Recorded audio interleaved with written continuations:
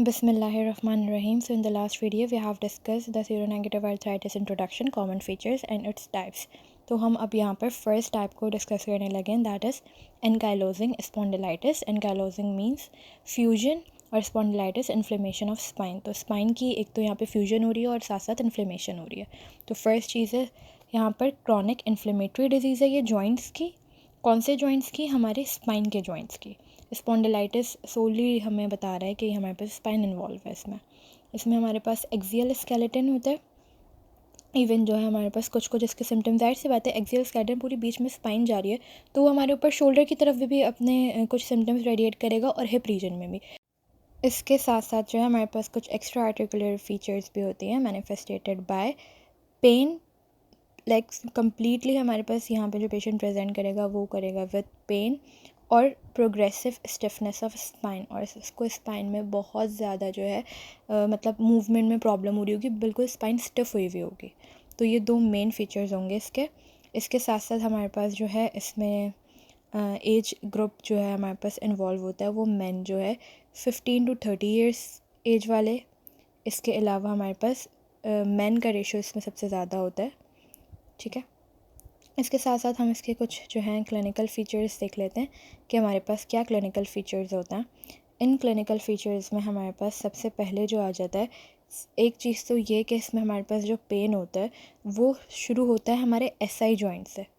तो जो pen start होता है begins at SI joint. SI joint is sacroiliac joint.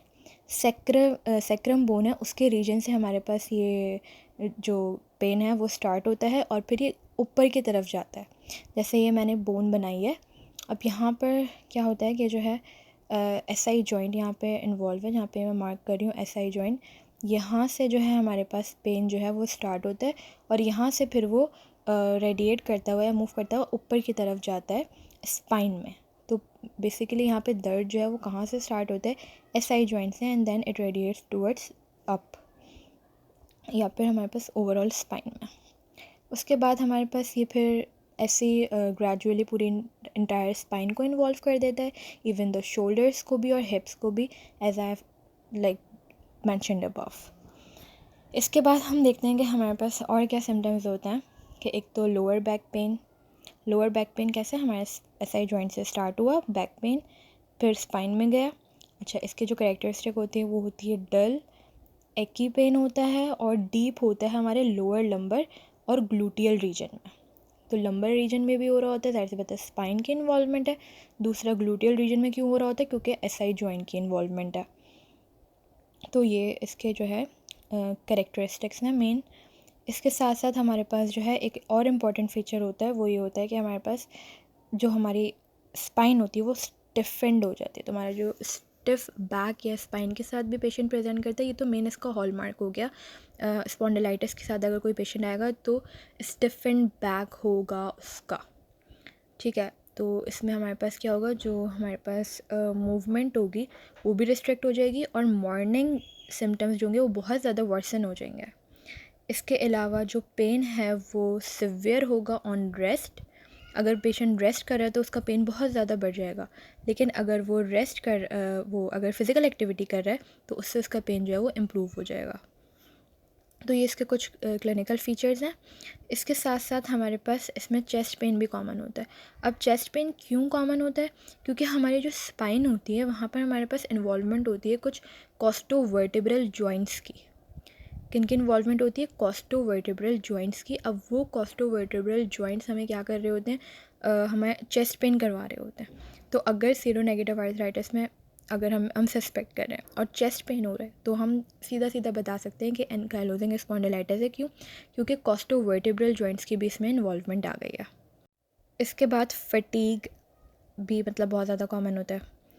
इसके अलावा जो है हमारे पास डिफरेंट जॉइंट्स इन्वॉल्व होते हैं, एंकल, नी, एल्बो, मतलब एक्स्ट्रा जो मैं पेरिफेरल जॉइंट्स की बात करी थी वो कोई भी हो सकते हैं. स्पाइन से दर्द कहीं पर भी रेडिएट कर सकता है. लेकिन अगर यही स्पॉन्डिलाइटिस का जो दर्द है वो 18 ईयर्स से कम वाले मतलब कम उम्र में हो रहा है तो वो हमारे पास क्या करेगा? लार्ज जॉइंट्स को इन्वॉल्व करेगा, लाइक नी और हिप वगैरह को. नी हिप हो गया और स्पाइन तो हो ही रही है इन्वॉल्व. इसके साथ साथ हमारे पास पेन होगा इलियक कंप्रेशन में भी, कि हमारे पास जब इलियक कंप्रेशन हो रहा है तो बोन, हमारे पास इलियम बोन जो है उसकी वजह से क्या हो रहा है, उससे भी हमारे पास जो है प्रोवोकेटिव सिम्टम्स आ रहे हैं पेन के। इसके साथ साथ हमारे पास टेंडरनेस होती है। टेंडरनेस बहुत ज़्यादा पाई जाती है। कहाँ पे पाई जाती है? इलियक क्रेस्ट पर, इस्ट्रियल ट्यूब्रोसिटी पर, ग्रेटर ट्रोकेंटर पर। ये सारी चीज़ें क्या है, हमारे पास बोनी प्रोमिनेंस है। तो इस तरह से हमारे पास टेंडरनेस इन जगहों पे पाई जाती है। इसके अलावा हमारे पास लंबर मूवमेंट्स भी रिस्ट्रिक्ट हो रही होती है यहाँ पर। इसके अलावा हम आगे देखते हैं कि जो है हमें और कैसे पता चलेगा कि हमारे पास स्पाइन इन्वॉल्व हो रही है। उसकी भी कुछ कैरेक्टरिस्टिक्स है जिससे हम अंदाज़ा लगा सकते हैं कि हमारे पास स्पाइन ही इन्वॉल्व। अब स्पाइनल इन्वॉल्वमेंट के लिए हम क्या करेंगे, हम सबसे पहले जो है पेशेंट का जो हेड है या उसका जो ऑक्सीपिट होता है, C1 और C2 का जो लेवल है, वहाँ से जो है वॉल का डिस्टेंस जो है वो मेजर करेंगे। वॉल के डिस्टेंस जैसे अब यहाँ पे मैं एक वॉल बनाई है और यहाँ पे जो है पेशेंट का हेड है, तो इसके जो ऑक्सीपिट है वो और वॉल का जो डिस्टेंस है उसको हम मेजर करेंगे। अगर डिस्टेंस काफ़ी ज़्यादा है दैट मीन्स कि हमारे पास स्पाइनल इन्वॉल्वमेंट भी है। चेस्ट एक्सपेंशन करा के देखेंगे। चेस्ट एक्सपेंशन में क्या होगा, वो बोलेगा कि मुझे पेन हो रहा है, मतलब हमारे पास कॉस्टोवर्टेब्रल जॉइंट्स के इन्वॉल्वमेंट की वजह से पेन हो रहा होगा यकीनन। लास्ट हमारे पास स्कॉबर्स टेस्ट होता है। वो स्कॉबर्स टेस्ट क्या होता है, वो हमारे पास ये टेस्ट करने के लिए होता है कि हमारे पास एनकाइलोजिंग स्पॉन्डिलाइटिस तो नहीं है। उससे क्या होगा, हमारे पास फ्लेक्जन में जो है बहुत ज़्यादा पेन हो रहा होगा, और जब वो फ्लेक्स करेगा तो हमारे पास एक डिम्पल साइन बन रहा होगा।